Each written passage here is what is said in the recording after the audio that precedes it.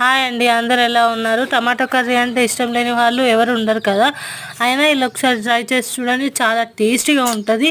ఇష్టం లేదు అన్న వాళ్ళు కూడా చాలా ఇష్టంతో తింటారు. ఫస్ట్ అయితే ఆయిల్ వేసుకొని అందులో ఆవాలు వేసుకోండి. ఆవాలు బాగా గోలాలి. ఆవాలు గోలకపోతే చేదుగా ఉంటాయి. సో బాగా గోలించుకోవాలి. తర్వాత అందులోనే 4-5 వెల్లుల్లి రెబ్బలు పొట్టు తీయని వేసుకొని అందులోనే టమాటోస్, ఉప్పు, పసుపు వేసుకొని 4 to 5 minutes బాగా మగ్గించుకోవాలి. ఎందుకంటే ఇట్లా టమాటోస్ బాగా స్మాష్ కావాలి. స్మాష్ కాలేదు అలానే ఉన్నాయంటే పచ్చి పచ్చిగా ఉంటుంది. సో కర్రీ అంత బాగుండదు.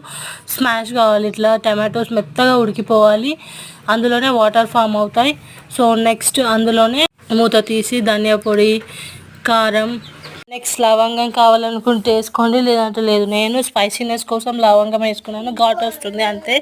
సో నెక్స్ట్ ఒక 2 minutes అట్లా ఉడికించుకున్న తర్వాత అందులోనే కొత్తిమీర వేసుకోండి. అస్సలు వాటర్ వేసుకోకండి. మూత పైన కొన్ని వాటర్ వేసుకొని లో ఫ్లేమ్లో ఒక 4 to 5 minutes ఉడికించుకోండి. చాలా ఇట్లా బాగా మెత్తగా కావాలి. వాటర్ పోవాలనుకుంటే ఇంకా కొంచెం సేపు ఉడికించుకోండి, లేదు కొంచెం వాటర్గా జ్యూసీగా ఉండాలనుకుంటే ఇట్లా ఉంచుకొని